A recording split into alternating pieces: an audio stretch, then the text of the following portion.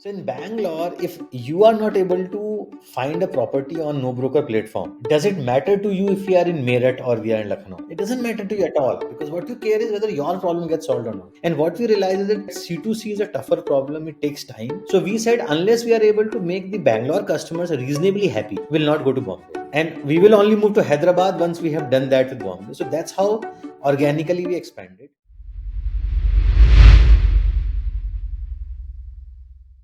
Hello and welcome to the Startup Operator Podcast. I'm Roshan Cariappa. How far would you go to eliminate middlemen in an industry? Well, how about calling yourself NoBroker and doing just that? Allowing customers to buy, sell, or rent homes and property, not charging on transaction instead, but charging upfront. NoBroker is a pioneer in the real estate space in India, and I was thrilled to speak to Amit Agarwal, who's the founder and CEO. We begin with his background, the unlearning he had to do in order to step into the founder role, how he had to choose to be an effective leader and not just someone who was well liked. We also speak about the various business nuances, how NoBroker chooses to expand into different verticals or cities, their monetization journey, how they got the flywheel started, and the culture, how they hire the right people and nurture them to be successful entrepreneurs. This was a fascinating chat with a lot of insights that you can learn from. So let's get started on this episode of the Startup Operator Podcast with Amit Agarwal of NoBroker.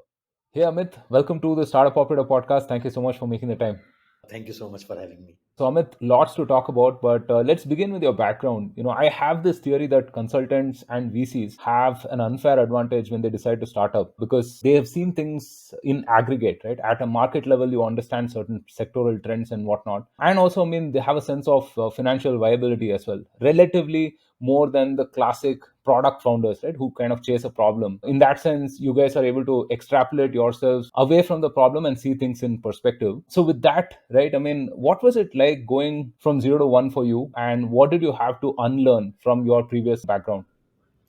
I think unlearning was more from a behavioral point of view, because in job, in consulting, etc., you do get some time to basically react and think about it, and by time I mean days and weeks and whatever. In startup, it is much more unpredictable because it's a journey that you have not traversed. You can't call any senior consultant and ask him as to how did he manage this project in any way. So I think, and it's a very uncharted territory. So because if you are running a startup, most probably you are doing something which has never been done before, or you are doing something in a specific way which has not been done ever before, especially perhaps in India. So in terms of the 0 to 1 journey, I think being okay with very high level of ambiguity, being okay with कि कुछ भी फट सकता है कभी भी अभी आपसे बात कर रहा हूँ, अभी कोई आएगा रूम में कि अरे ये फट गया या ये गड़बड़ हो गया. So I think with that sign, that we say that sinusoidal curve which happens, so that amplitude in terms of emotional reactiveness has reduced over years. So neither do I get too happy nor do I get too sad. So I think over years you realize that anything can happen. So more from that behavioral point of view, what the 0 to 1 journey, the amazing thing which it has helped me is that in consulting there is a very small team. You work with 2, 3, 4 people. Here I work with lots of people across functions, and that's a huge blessing. So being able to work with smartest people of the country is a huge blessing. So that I have thoroughly enjoyed, and I continue to do that. Right. Yeah, I think that's a very relevant point that you bring up, right? Operating with imperfect information and backing yourself with certain decisions when you may have maybe like 60% or 70% of the required data or whatever. Building that conviction, I think, is a key part of being a founder. I think perhaps another new experience for you would have been to hire all these leaders, right, for your team and so on. And you operate in multiple different verticals today. And I've heard you say that, it's run in a very entrepreneurial fashion. And again, simply by experience, I know that, you get better at hiring with time, that you make some mistakes, you learn from it and so on. What are some of those mistakes that you made early on in terms of hiring, and what are you looking for right now when you hire someone? So one is that I have been able to realize that, see, you can have some pet question of yours, and we basically try to look for whether you are passionate when you're answering those questions, because that is a reflection of how much did you enjoy your previous work. But having said this, I also now end up realizing that many smart people are able to fake it in the interview. One is this, and second is that you can't get too much comfort in an interview because there'll always be some unknowns. Hence, my learning has been to check the broader things things in terms of passion, in terms of culture fit, whatever you can, and then just take a leap of faith. So that leap of faith is very important. You have to take a leap of faith because the person whom you're interviewing, he's also taking a leap of faith. I can also be super nice in an interview, but I can be really, who knows, perhaps I'm a nasty founder. So the person, he's also taking a leap of faith. So one is that I have realized that it is a mutual trust relationship. And as you mentioned, we do multiple businesses. We start with real estate. We also do packers and movers. We are pretty big in financial services. And everything is basically led by an entrepreneur, real attitude, by a business guy. And these people basically run it with huge amount of independence. The mistake which I think we did was, see, you can check only X number of things in interview. Mistake which we did was that when we realized the person is not good, we perhaps took too much time in the initial years to let him go, which is bad for the culture, which is bad for the business. So that is a learning which we now implement even more.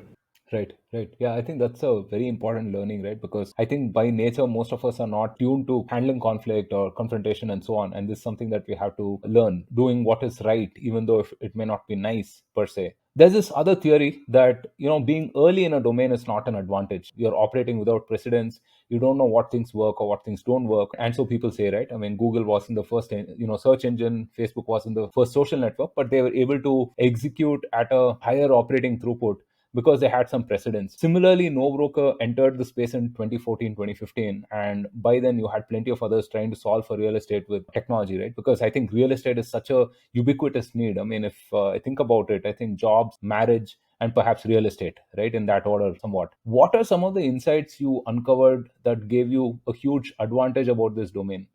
I think we basically, because we had no idea about this domain, none of us founders are from real estate background. So what we realize is that sometimes not being from the domain is also a huge advantage, because then you are always like, why can't we do this? So basically somebody said that, of course you have to work with brokers. Why? Because brokers show you house, but why do you need to take him along to see the house? But this has always been the case. So what? So I think similarly, basically everybody told us that you can't charge a customer unless a deal is closed. And we basically said, why can't you charge a customer upfront if you have had a good precedence of closing deals and a good platform with huge number of properties? So I think the lack of knowledge of real estate and asking all the questions from a first principle basis has been basically good for us. And we have not tried to copy anybody. So I can tell you that all the good players which are there in real estate, all of them are good. We rarely open their site, rarely, and it is not because of any other stubbornness, but from the purpose that,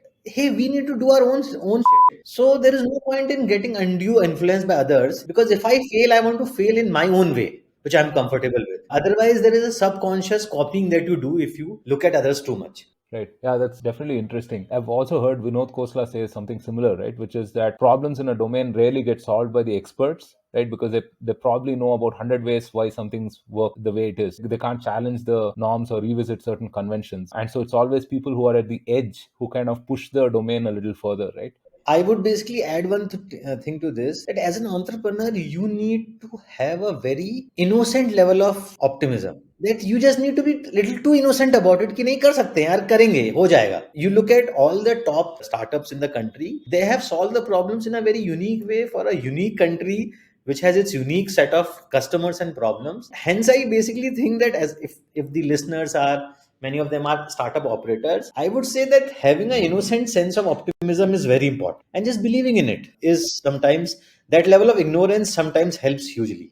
No, I think, more than a few of us have these Excel sheet plans that we would have made and then we would have rationalized not to do it at some point, right? I mean, I guess that separates founders from the rest of us, that you have to take that leap at the end of it. A facet about NoBroker is that, you're a two-sided marketplace. And I know from experience that operating a two-sided marketplace is really, really hard. It's a bit of a chicken egg situation. And in your case, considering that you don't work with brokers as well, it's further exacerbated, right? One person as a consumer may only have a finite number of listings as against a broker, right, who may have 20, 30, 40, 100 listings, right? How do you get this flywheel started? And what are some things to remember for others who may be looking to build a similar two-sided marketplace as well?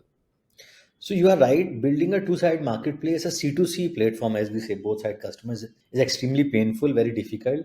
There are two components that you require. One is non-scalable hacks. And second, I would say is patience. So let me explain quickly both of them. By non-scalable hacks, what I mean is you do whatever is required to get initial set of customers. So my advice would be, if you are doing a C2C or two-side market, don't take the country, don't take a city, take one locality. अब बॉम्बे मतलब आप पवई ले लो. You take one small locality so that your problem of getting both the sides becomes easier, and then you can do much more targeted marketing. So hence we basically never expanded very quickly because we knew that getting two sides is difficult. So first of all, you bite what you can chew. So one is that, and whatever we did in terms of marketing were very very cheap methods because we did not have enough money in the start. So be very very frugal and choose a very small market so that your marketing spends and your efforts can be concentrated. So that is one. And second, I would say is patience. That you can't, in some of the businesses, perhaps if you're in financial services, perhaps I'm not sure whether you can accelerate it by giving cashbacks and so on. But in a business like ours, in real estate, you can't accelerate it by giving cashbacks. If I give even 5,000 rupees of cashback to Roshan right now, he will not change his house. If he's not planning to change his house, my cashback will not prompt him to change his house. So what we realize is that you need to be frugal and you need to give some time for both the sides to realize that this platform works. Then word of mouth will spread and then more customers will come. So it took us 5 6 7 years, and this thing which basically seems like an obstacle is actually a blessing, because today no matter which company comes into real estate, even if they come with $500 million of funding, they can't beat us overnight. No matter how good they are, it is going to take them at least 4 or 5 years, because that's the time that it takes for a category like us to come and believe and trust and pay you. And but once you start believing, then the platform will continue working. So for example, many of the real estate platforms which have closed down or which have been sold, they continue to attract customers years even after they were sold. The customer, as a choice of, as a habit, they kept on coming. Right.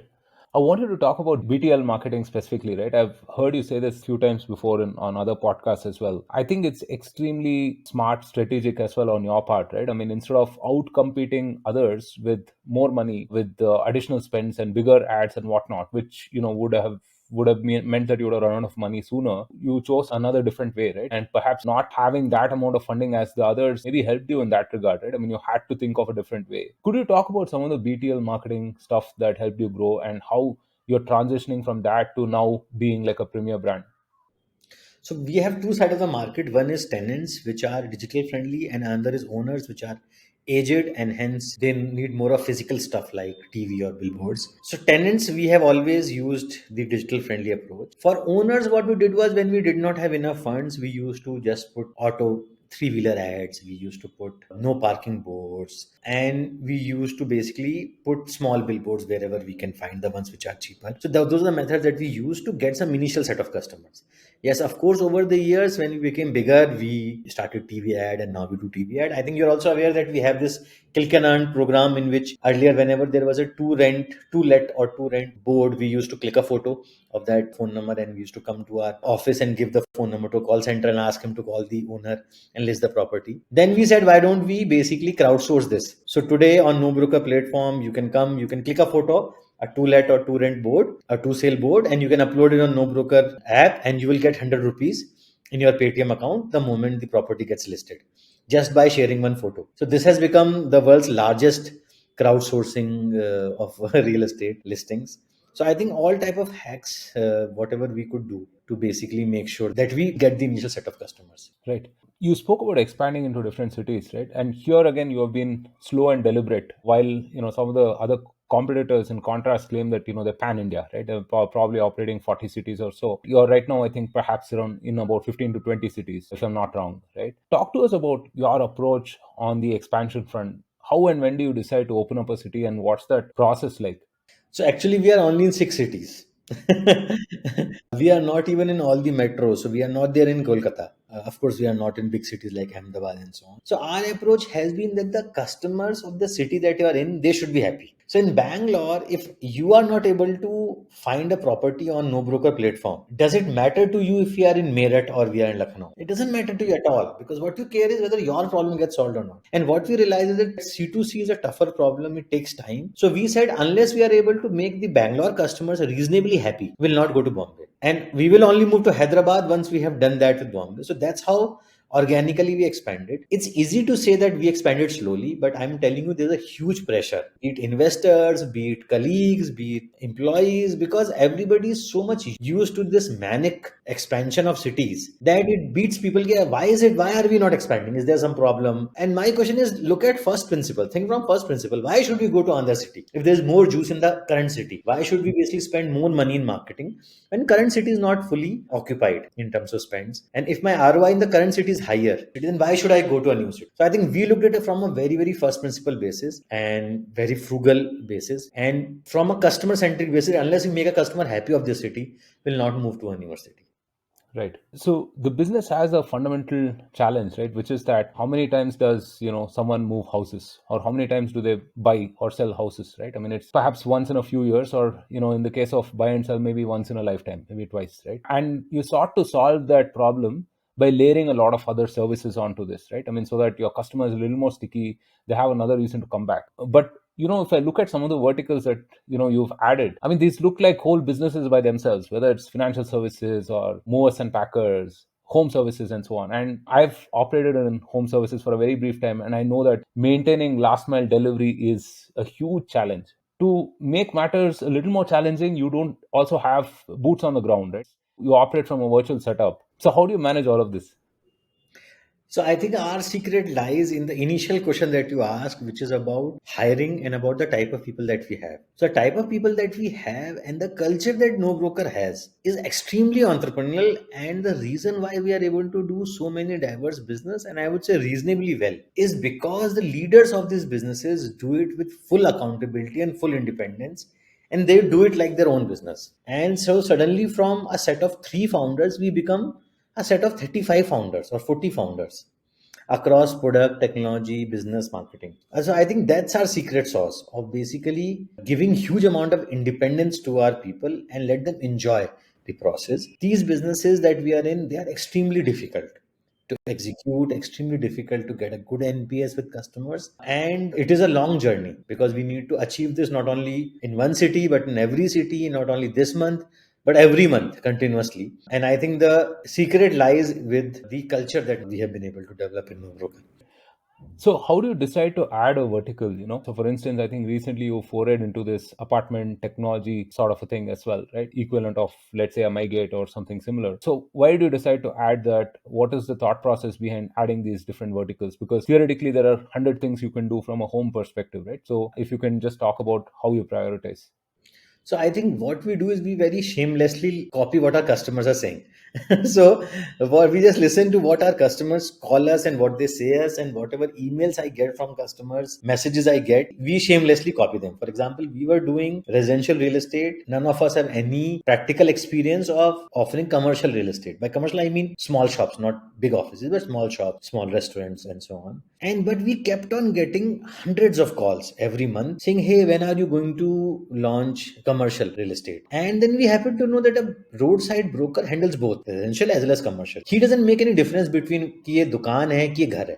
For him, both of them are properties. And so we said, okay, fine, let's launch commercial. And then we launched commercial. Similarly, we got a lot of feedback from customers, why is plot of land not there? Because many people do like to buy plot of lands and develop their own homes or buy them from investment and then flip over. So I think our approach is just to listen from what customer is saying, because if we come up with any fancy idea, I don't think it will work. And whenever we have come with some fancy idea, it hasn't taken off. So I think the problem, the vertical should be ensconced into a strong base of customer issues. What are the customer issues? Is the market really broken? Can we mend it? Can we provide a superior experience at a reasonable cost? Right. Yeah, at some level, it is that simple, right? I mean, which is just do what the customer says, basically, Yeah. or solve the problem. You've mentioned the culture word more than a couple of times, right? I mean, a few times on this podcast, and just hearing you speak, right, it feels like a very high agency culture. People have that freedom to iterate and solve things by themselves and be responsible, accountable to all of those things. Now, anyone listening to this, particularly founders listening to this, would like to have that similar culture in their setup as well, right? Have 30 or 40 people who take that responsibility very seriously and go and execute on last mile. What are some ways that you found to nurture that culture, right? Especially, I mean, now where, part of us may be remote, few of us may meet a few times in the week and so on. But how do you nurture that core company culture?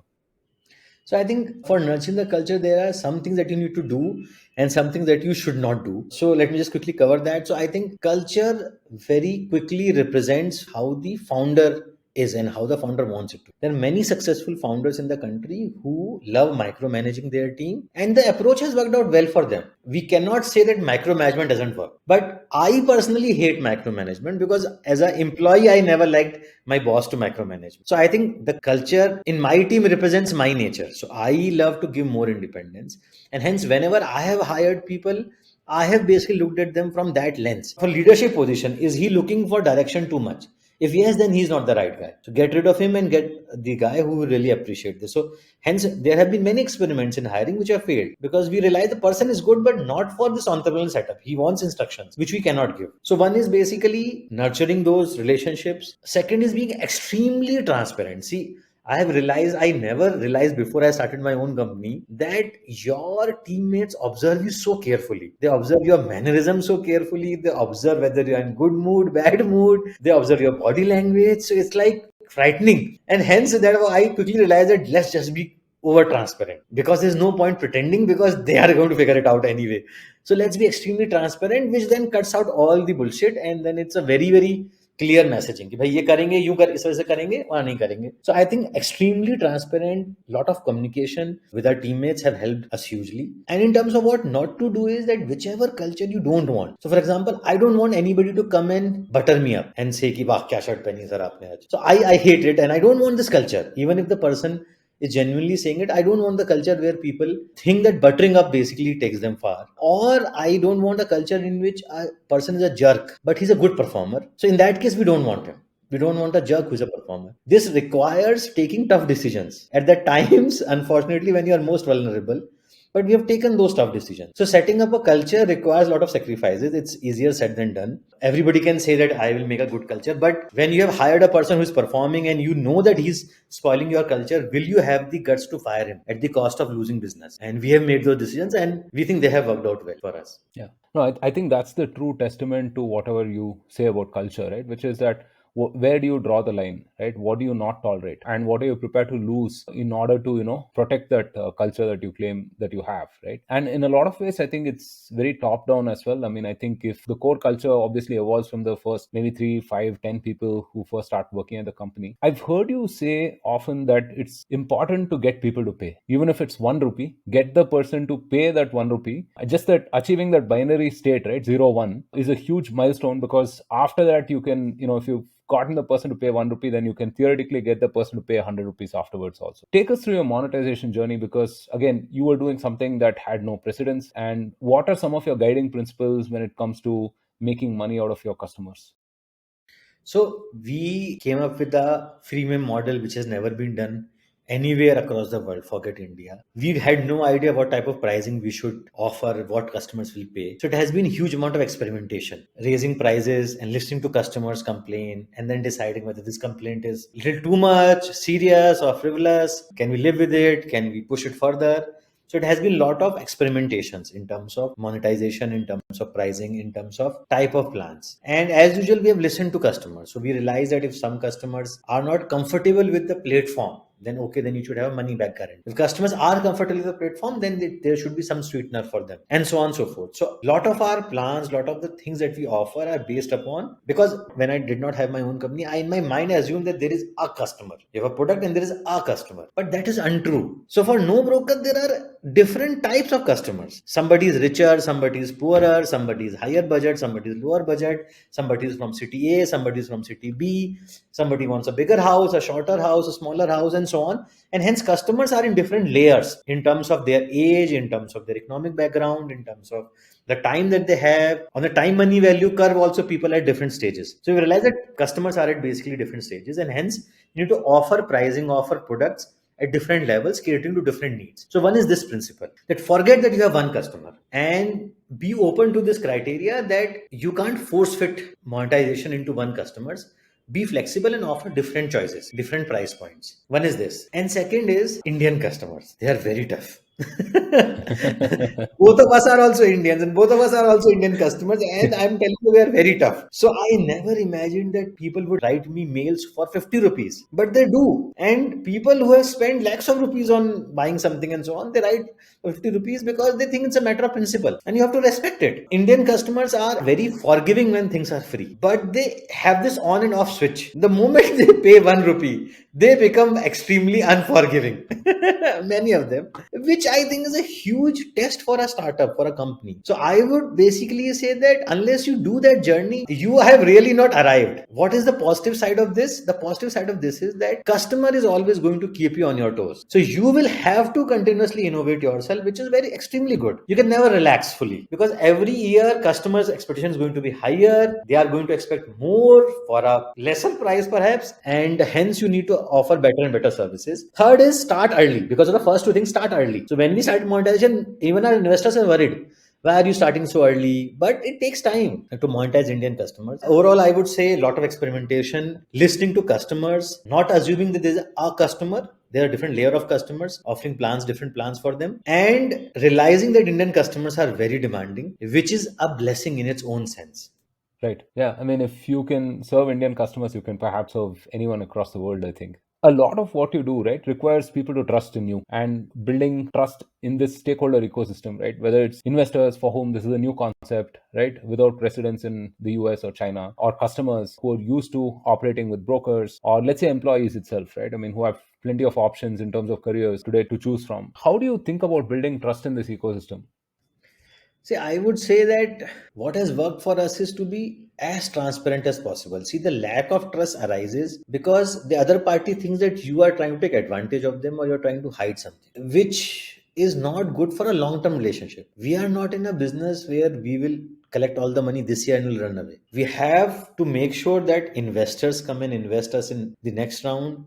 The employees believe in us and make it a large company with full happiness, and we want customers to again come next year. So I think our approach has been always to slightly under promise and over deliver, especially with investors, the personality of founders that we have, so it works for us, and be extremely transparent with all of these three. And it has some short term hiccups, but in the long term it pays really well.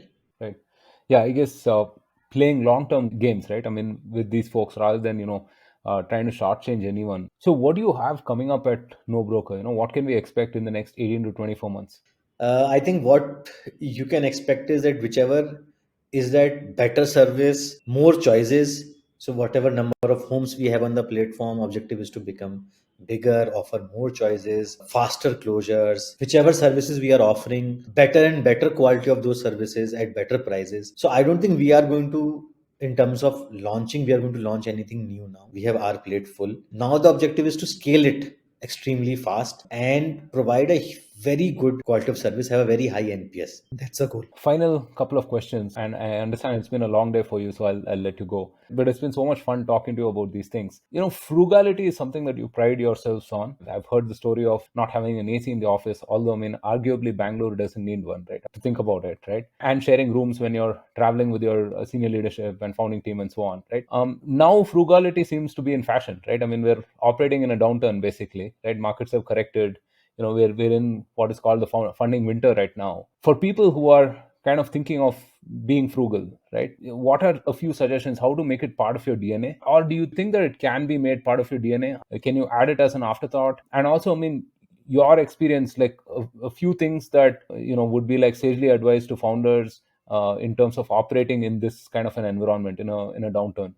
See, I would say that the way in which we have approached frugality is not from the point of something moral or something good. I don't mean to basically preach that frugality is good, you should practice frugality. That's not I would say. We are in the business of expanding fast, becoming big, solving a big problem, having big dreams. I look at it more from the point of ROI. What is the return on investment? If I am buying a AC, what is the return on this investment? If I am doing a billboard, how many customers I am getting? So my only request to every founder would be to separate the economic decisions with vanity. So my advice would not be to be frugal. My advice would be to look at your return on investment. If you are taking your team to some expensive outing and you think that the team will be extremely happy, it is going to have a very good impact on your output and your longevity, please go ahead and spend that money. Please splurge, but do not do it for vanity. Don't do it because you are going to put it on social media. Your friends are going to call you and they are going to say, "Hey, you stayed in a five-star hotel," or they are going to say, "Hey, we saw your TV ad. That's amazing. Are you spending on IPL?" So separate your decisions with vanity, because finally, if you do well as a startup, everybody is going to know that you have done well. So you will get the praise that you are looking for, in case you are looking for. So don't copy others just because someone else is doing. Don't copy it, and don't do it because it's going to feel nice. Do it because it's economically makes sense and the return on investment is good. So I would look at more from that perspective. Right. Entrepreneurship, I think, is like, perhaps the shortest tangent to self realization, right? I mean, you understand a lot about yourself, about human nature itself, I would say. In this journey over the last 8, 9 years, what have you understood about yourself? So I think one of the things which has been extremely difficult for me to change, what I've understood about myself is that I'm an extrovert and I like to be liked. And that can be a very big impediment in entrepreneurship, especially in team building. Because I should not be a popular leader in my team. I should not be a likable leader, but that's a very inherent need of us. I need to be an effective leader, which means I will have to take some decisions which are unpopular, which are harsh at times, but which are good for long term. And that decision I have taken, and it's very difficult to do that. So what I realize about myself is that coming out from this attitude that people should like me has to be changed. You have to say, my role is not to be liked. It's extremely easy to be a likable and popular leader. It's very, very easy. A leader who is popular, you have to think about it. Why are you so popular? Are you taking all popular decisions? You should not be very popular. Which means you have to do what is good for long term, what is good for organization, which means you have to be take the right decisions, and they will always not be popular. I think that's what I discovered myself, and that has been a tough journey for me behaviorally to do, but it's worth it. Amazing. So, before we end the podcast, any books or other podcast suggestions that you might have? So I think you should listen to Roshan's podcast. That's amazing. So that is my Thank you number so one much. podcast recommendation. My number one book recommendation would be The Reluctant Billionaire. It's an amazing book. There are very less books written about Indian entrepreneurs. This is a book which is compulsory for every leader to read if you join NoBroker. And it's about Dilip Sangvi and how he basically, from a person, a non-science background, a non-rich background, how he made one of the world's largest pharma companies. So it's an amazing, amazing book. I would strongly recommend that. Fantastic. Thank you, Amit. I know it's been a long day. Really, really appreciate your spending time on the podcast, and all the best for everything that you have coming up. Thank you so much, Roshan. If you enjoyed this podcast, consider subscribing and leaving a review on your favorite platform. Also, get updates delivered straight to your WhatsApp inbox by clicking on the link in the description.